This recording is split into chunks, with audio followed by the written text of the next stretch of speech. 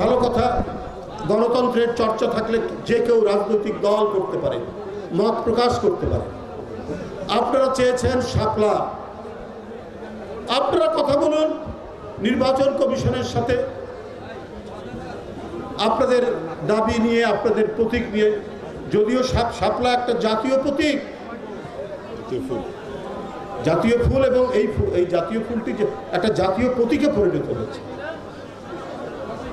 জাতীয় যে কোনো একটি অনুষ্ঠান বা রাষ্ট্রপতি বা প্রধান উপদেষ্টার ইয়েতে দেওয়া হয়, তার প্রতি একটা আলাদা মানুষের শ্রদ্ধাবোধ রয়েছে, সেটা আপনারা চান।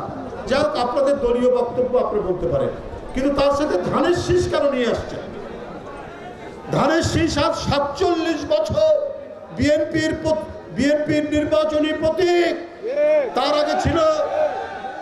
আগে ছিল মাওলানা মজলুম জননেতা মাওলানা আব্দুল হামিদ খান ভাসানীর, তার যে রাজনৈতিক দল ন্যাপ, তার প্রতীক ছিল। ন্যাপ সহ বিভিন্ন সংগঠন একত্রিত হয়ে যখন বিএনপি গঠিত হলো, তখন এই প্রতীকটি বিএনপির নির্বাচনী বিভিন্ন প্রতীক হিসাবে তখন থেকেই চলে আসছে। এটা যেন মানে বাড়ির আবদারের মতো।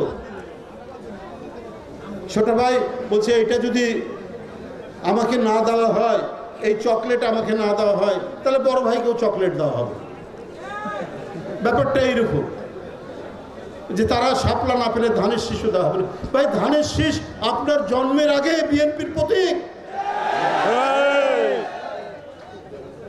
সেই প্রতীক আপনারা কাউন্টার করছে। আপনাদের শাপলা না দিলে ধানের শীষ দেওয়া হবে না।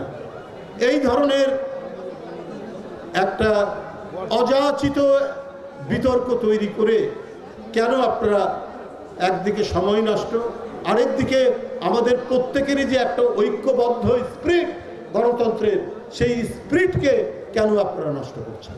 আর এই সুযোগ নেবে পরাজিত শক্তি, এই সুযোগ নেবে সেই সমস্ত টাকা লুটেরারা, এই সুযোগ নেবে গণতন্ত্র হত্যাকারীরা।